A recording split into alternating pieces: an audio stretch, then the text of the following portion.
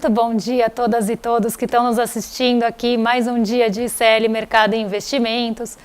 Hoje vamos passar aí meia hora falando dos principais assuntos do dia e também retomando um pouquinho do dia anterior. Vamos falar aí de como fechou a Ásia, como fechou os Estados Unidos também, nas bolsas dos Estados Unidos, como elas fecharam por lá, porque isso teve um impacto bem grande aí na abertura hoje e também no desdobramento dos mercados hoje.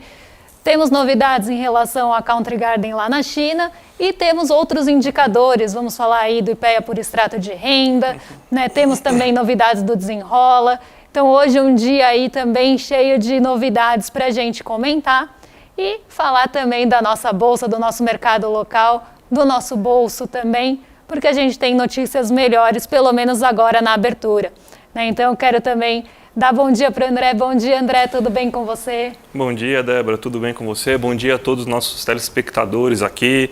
Hoje um dia cheio, que tem bastante coisa para a gente falar sobre mercado asiático, expectativa da ata do Fed, que vai mostrar se realmente você vai ter uma continuidade no ciclo de queda da taxa de juros ou se vai parar. Tem também dados da economia brasileira, saiu estudos interessantíssimos do IPEA mostrando como que a inflação apertou a população brasileira por extrato de renda, dados do IPEA, e óbvio, não seria um programa de economia se o nosso estimado Bob Fields III não fizesse algumas declarações um tanto quanto estapafúrdias, Então a gente também vai comentar e repercutir as falas aí do Campos Neto sobre inflação e economia brasileira. Então, Débora, vamos já colocar aqui no nosso telão aqui a notícia que tem no nosso site para mostrar aqui como que está a abertura dos mercados lá fora, o fechamento na China, as expectativas. O que você pode dizer para a gente aí sobre isso, pelo menos aqui no começo?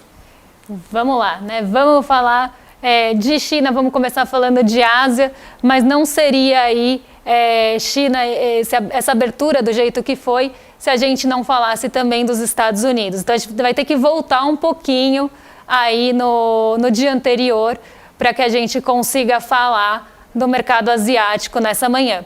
Então eu vou colocar aqui na tela para vocês como é que está o mercado asiático, na verdade como é que estava o mercado asiático hoje. As quedas por lá foram puxadas pelo Nikkei 225. O Nikkei 225, para quem não sabe, é o principal índice de referência lá do Japão. Então ele liderou as quedas na Ásia. E aí tem um ponto importante que a gente precisa entender do Nikkei 225. Dos indicadores asiáticos, ele acaba sendo mais sensível aos movimentos de juros, aos movimentos de mercado dos Estados Unidos. Então, o mercado japonês ele é um dos primeiros que reage quando a gente tem alguma notícia lá de Estados Unidos, quando a gente tem um dia ruim nos Estados Unidos, e foi isso que aconteceu ontem. Ontem a gente teve um dia ruim nas bolsas de Nova York, no geral, elas caíram mais de 1%, todas elas. Então a gente teve queda de mais de 1% na Nasdaq, tivemos queda de mais de 1% no Dow Jones, tivemos queda de mais de 1% no S&P 500. E por que isso? A gente teve um dia ruim para o mercado norte-americano de uma forma geral, porque a FIT deu uma declaração bastante aí impactante para o setor financeiro. Então, retomando até um pouquinho do que aconteceu antes, a gente teve o rebaixamento de rating. Rating, para quem não sabe, é uma nota de classificação de crédito. Então, os países recebem essa nota e as instituições financeiras também recebem essa nota, como bons pagadores ou não. Então, a gente teve um rebaixamento da classificação de risco lá dos Estados Unidos, André, algumas semanas atrás. E aí a gente teve o rebaixamento de AAA, que é a nota de crédito soberana, a maior que tem, para A+, dos Estados Unidos no geral. Em seguida, a Moody's, que é outra agência de rating, a gente tem a Fitch, a gente tem a Moody's, a gente tem a S&P. A Moody's rebaixou alguns bancos regionais dos Estados Unidos. Então, a nota de classificação de crédito de alguns bancos regionais, bancos menores, também foi rebaixada. E ontem, a Fitch deu uma declaração, e foi isso que atrapalhou bastante o mercado por lá, deu uma declaração de que poderia rever também a nota de algumas instituições financeiras dos Estados Unidos. Então, depois do rebaixamento dos Estados Unidos como um todo e da Moody's de algumas instituições, a Fitch também veio aí a público para falar sobre isso. Né? Então, ficou um sentimento bem grande de cautela, um sentimento bem grande de receio nos Estados Unidos. Isso derrubou os mercados por lá, secou o apetite pelo risco. Né? Apetite pelo risco é aquela ida do mercado para os ativos mais arriscados, com mais incerteza. Isso secou e a gente também teve alguns dados ali sendo divulgados em relação às moradias, ao setor imobiliário, que também trouxeram esse sentimento misto. Então foi um dia ruim lá nos Estados Unidos e isso impactou bastante a abertura asiática hoje, esse sentimento de receio, esse sentimento de cautela. Eu acho engraçado a gente falar que o mercado tem sentimento, mas é uma forma da gente falar que ele está com mais medo mesmo do que pode acontecer, com mais incerteza. Né? Então, a gente teve esse movimento vindo do dia anterior e também, né, algumas notícias envolvendo a Country Garden. A Country Garden, né, a gente tem falado bastante dela porque ela é uma grande incorporadora chinesa, né, e a gente vê que o setor imobiliário da China está com dificuldades já e temos essa empresa grande com possibilidade de caminhar para uma inadimplência. E aí a S&P Global também deu uma declaração em relação à Country Garden, falando que isso pode trazer um efeito dominó no mercado imobiliário chinês. Então foi um dia de bastante medo, bastante receio, bastante incerteza lá na Ásia.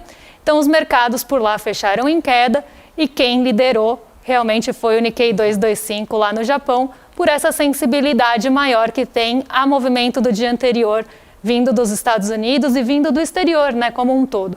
Então esse movimento acabou trazendo aí para a Ásia esse dia mais negativo por lá e também já trazendo uma possibilidade aí de abertura ruim por aqui. Né? Mas não foi o que aconteceu, depois a gente vai falar disso. Então hoje temos ainda bastante coisa para falar, né, André? Exatamente, até porque a Ásia teve essas más notícias, né? Mas parece que nos 45 do segundo tempo a gente teve uma notícia importante sobre o minério de ferro, que a gente vai explicar um pouquinho melhor, inclusive, quando falar do mercado brasileiro, porque isso daí impactou, né? Inclusive na abertura do mercado brasileiro, né? Exatamente. Vocês estão vendo aí atrás de vocês, para quem está só escutando, tem 3 gráficos que são menorzinhos, que ficam do lado esquerdo, que são as movimentações diárias dos índices. Né? Então a gente traz ali o Ibovespa dentro do dia, o dólar também dentro do dia e o índice de commodities da S&P Global, que mede justamente uma cesta composta por commodities. Ele abriu em bastante alta, fazia tempo que ele não tinha esse movimento, teve uma queda, mas já está voltando a subir. Então esse movimento vai ser explicado aí quando a gente for falar da abertura. Perfeito, Débora. Vamos falar um pouco agora então do que aconteceu aqui no Brasil, né? De dados importantes que foram divulgados.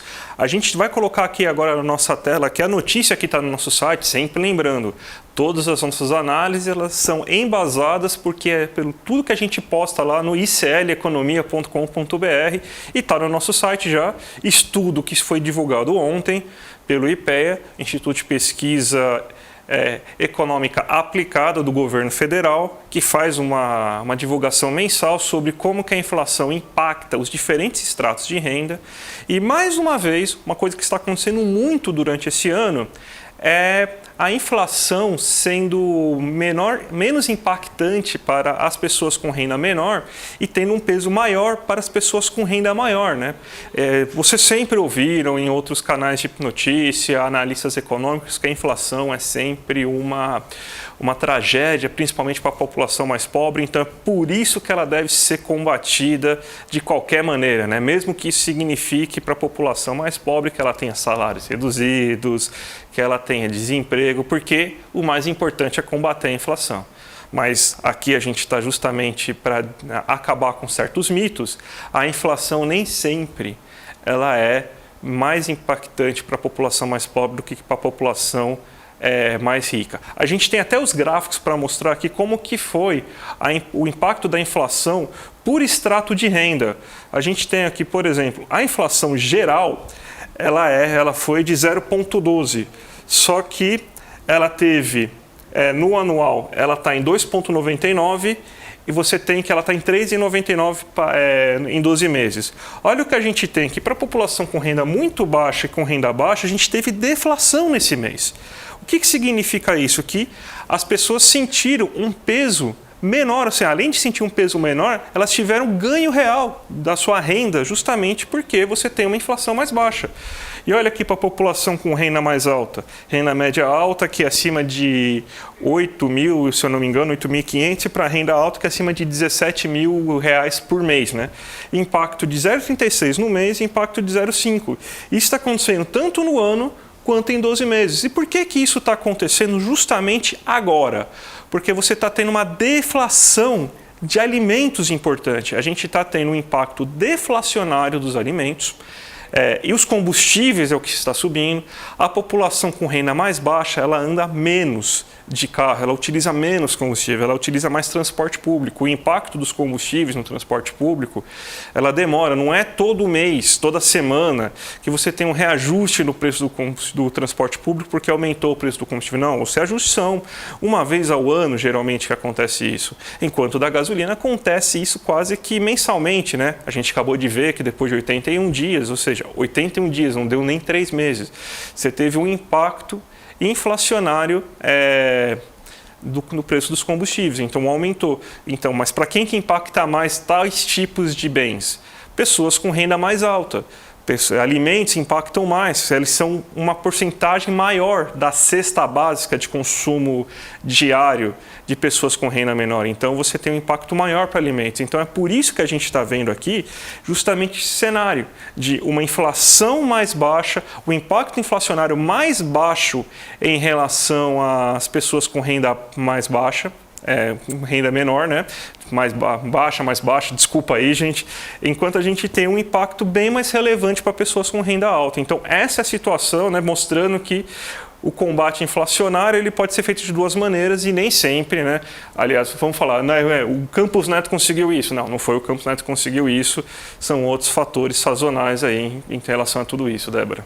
Embora, né, Campos Neto tente se orgulhar o tempo todo de ser o primeiro, e toda vez, hoje ele foi, a gente vai falar um pouquinho disso, mas ele foi a um evento e aí ele sempre dá declarações, essas declarações acabam aparecendo aí o que foi falado pelo Roberto Campos Neto, e toda vez que ele vai a um evento ele se orgulha em ser o primeiro país a subir juros. Parece que ele quer ser, né, André, um paladino da renda mais baixa, que ele está defendendo a renda mais baixa, quando na verdade, quando ele falou também do parcelamento, disse que estava muito preocupado com os brasileiros que se enrolam aí com dívidas longas no cartão de crédito, como se ele fosse aí um paladino desses interesses, quando a gente sabe que na verdade não é nada disso, né? E a gente vai falar um pouquinho depois. E falando em enrola e desenrola, tivemos notícias aí de como está o Desenrola Brasil, né? Então, o Desenrola Brasil está sendo acompanhado, né? Para quem não sabe, ele é um programa do governo que está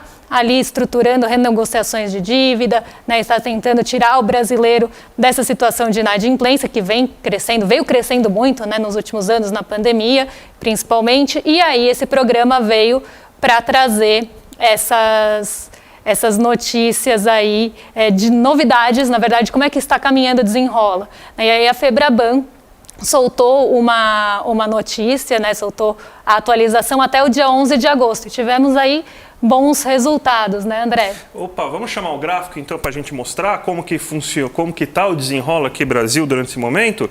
Aqui, mais de 5 milhões de anotações negativas retiradas, 1,2 milhão de contratos renegociados e 8,1 bilhões de renegociados.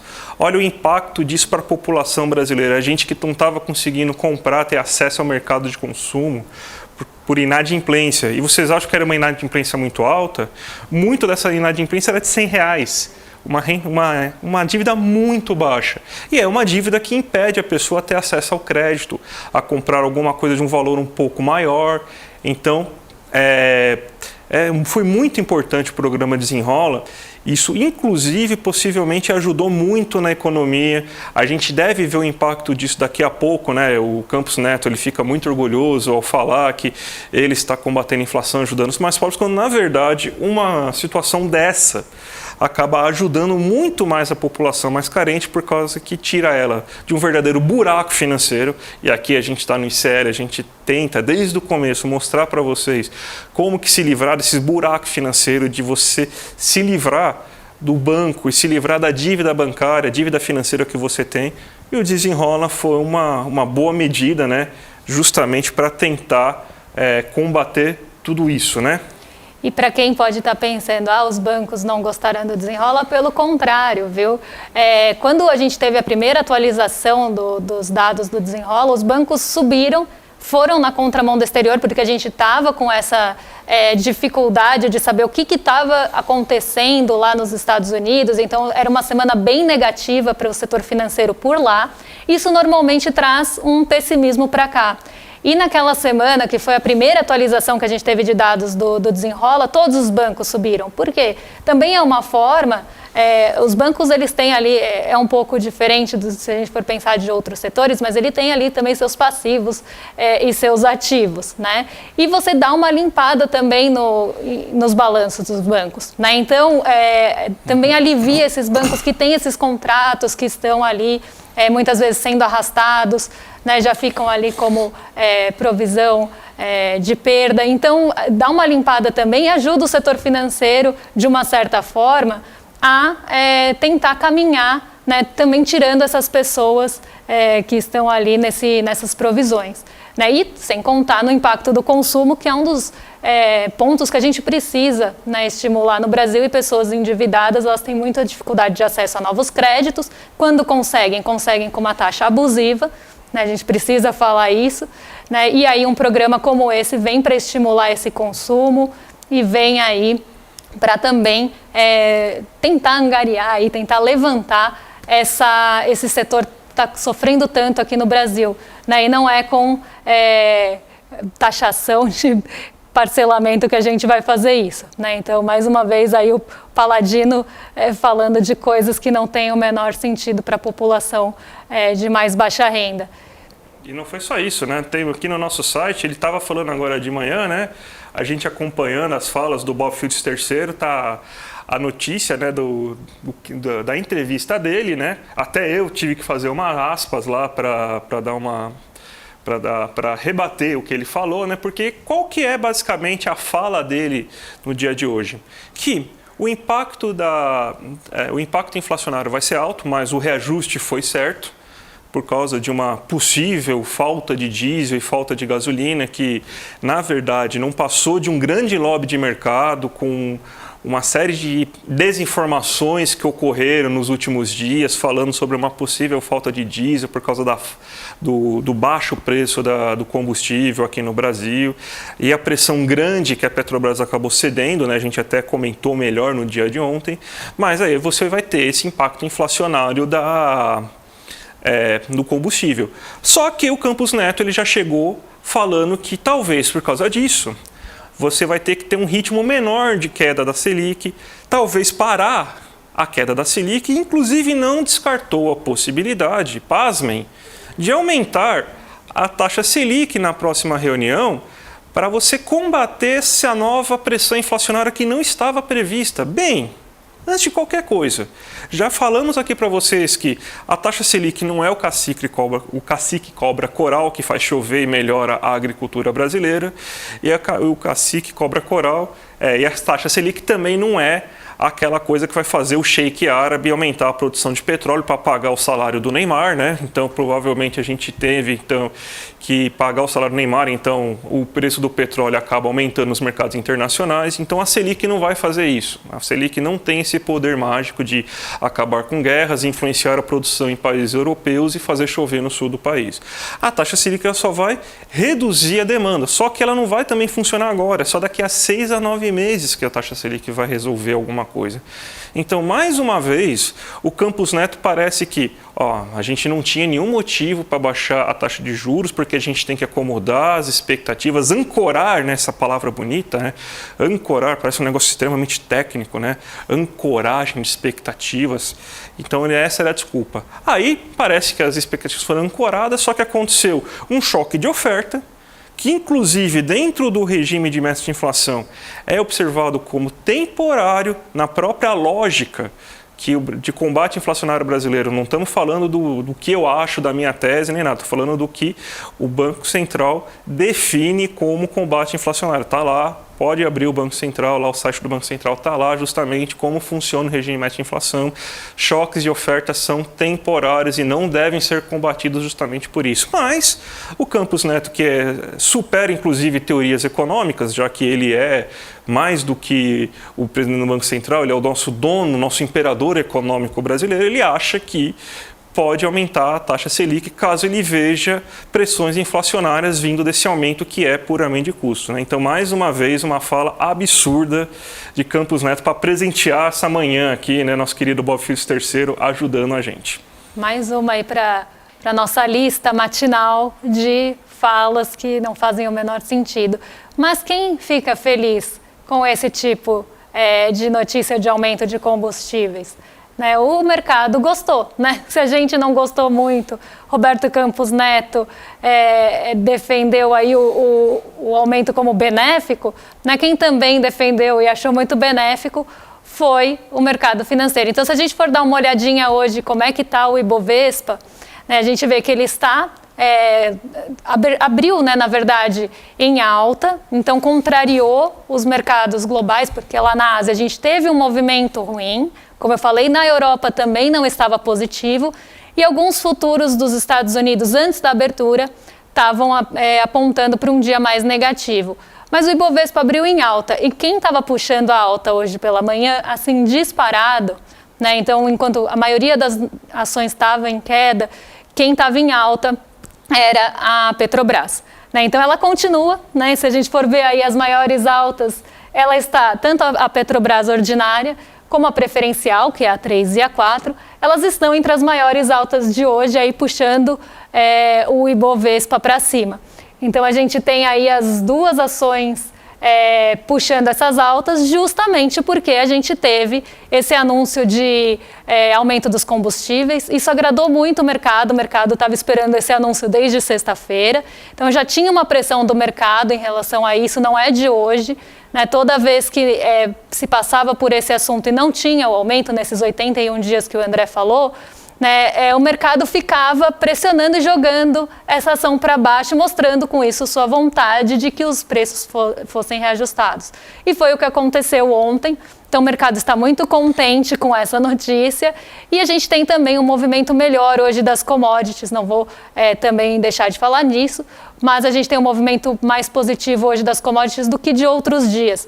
Inclusive, né, a gente estava falando mais cedo do minério de ferro. O minério de ferro, ele é negociado lá em Dalian, na China, e ele teve está tendo um dia mais misto, né? Então, um dia que ele tem ali movimentos de alta mais fortes, e aí ele acaba tendo também um movimento de algumas quedas pontuais, mas ele está mais positivo do que negativo hoje.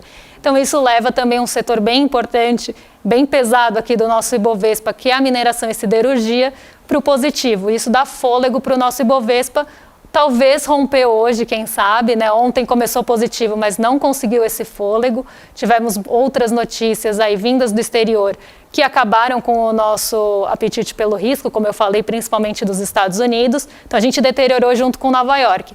Mas um ponto que eu quero trazer aqui é que a gente fechou 11 sessões de queda.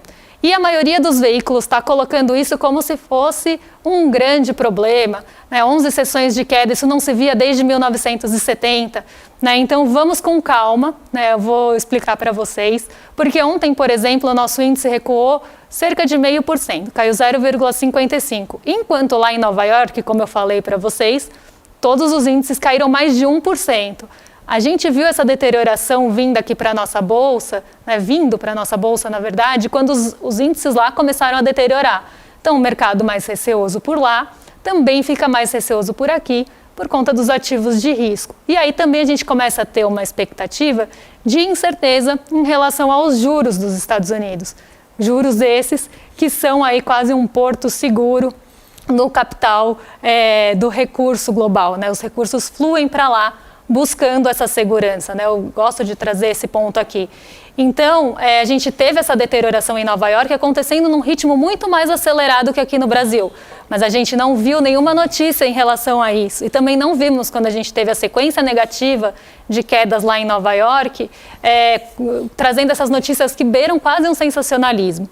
Então, embora a gente, para quem não está vendo aí, não está acompanhando com a gente tem uma série de barrinhas vermelhas que estão negativas, né, que mostram que o Ibovespa fechou vários dias negativo, e a última está positiva, está verdinha, porque mostra que o Ibovespa está recuperando parte dessa perda. Mas quando a gente olha essas barrinhas, exceto duas barrinhas, as barrinhas são muito fininhas. Por quê? O Ibovespa caiu, mas num ritmo mais desacelerado. Tá? Ele teve um ritmo menor de quedas. Então, a gente teve uma sequência de 11 perdas, mas perdas que totalizaram, se a gente considerar desde o início de agosto, que foi quando elas começaram, um pouco mais de 4%. E nessa semana, até agora, um pouco mais de 1%. Né? E a gente teve uma semana muito ruim no exterior, dados da China muito aí mais fracos do que o esperado, essa tensão, esse receio lá nos Estados Unidos. Então a gente teve uma semana muito ruim no exterior, mas o que está sendo pintado, né, em alguns veículos, e que eu vi isso hoje pela manhã, é que o mercado... A notícia era a seguinte: 11 sessões de queda consecutiva depois do corte da taxa Selic. O que isso parece para a gente quando a gente lê esse headline, quando a gente lê essa manchete? Que o mercado caiu 11 sessões depois que cortou a taxa Selic, como se uma coisa tivesse relação com a outra, quase uma explicando a outra. Quando, na verdade, a gente teve uma série de fatores do exterior, principalmente, e das commodities, que a gente já mostrou o peso que tem aqui, jogando esse Ibovespa para baixo. Se a gente não tivesse esse cenário negativo no exterior, provavelmente a gente tinha uma bolsa muito mais positiva por conta da expectativa de queda dos juros. Né? Então, a gente tem que tomar cuidado quando a gente vê uma notícia dessa, porque ela pode querer induzir a gente a pensar que um corte na taxa Selic levou a bolsa a cair 11 sessões consecutivas, quando não é verdade, e também trazer pontos como a maior queda sequencial desde 1970, traz uma sensação para a gente que o Ibovespa está derretendo, quando, na verdade, também não é bem isso que está acontecendo. Já vimos quedas muito maiores em períodos mais curtos de tempo. Então, a gente tem que tomar cuidado com o que a gente lê por aí e com o que chega para a gente dessa forma aí, quase sensacionalista, tentando induzir a gente a pensar certas coisas. O Ibovespa hoje está positivo, então pode ser que ele interrompa essa sequência de quedas, mas pode ser que ele perca o fôlego, como aconteceu ontem. Então, a gente precisa que as ações elas caminhem juntas para levar o Ibovespa para o terreno positivo. Só a Petrobras não vai conseguir, né, que foi o que aconteceu ontem. Inclusive, ontem, uma das ações da Petrobras fechou em queda, porque a gente teve quase 2% de queda do preço do petróleo, e uma das ações da Petrobras fechou em alta porque reagiu ao aumento dos combustíveis. Então, dentro da Petrobras, a gente também teve esse comportamento misto, então nada suficiente para levar o Ibovespa para o positivo. Mas hoje a gente tem a Vale também, eu vou colocar aqui para vocês na tela, para vocês verem como é que está a Vale hoje. A gente também tem a Vale aí subindo em relação ao minério, por conta do minério de ferro. O dólar, nossa querida moeda estadunidense, que a gente tanto gosta de acompanhar, está caindo hoje, também repercutindo aí bolsa positiva e movimento positivo das commodities, que a gente vê no gráfico abaixo. Então, um dia mais positivo por aqui. Né? Então, vamos tomar bastante cuidado com esse tipo de notícia que chega para a gente. O nosso papel aqui é também traduzir essa notícia para uma ótica que seja mais realista, né, André?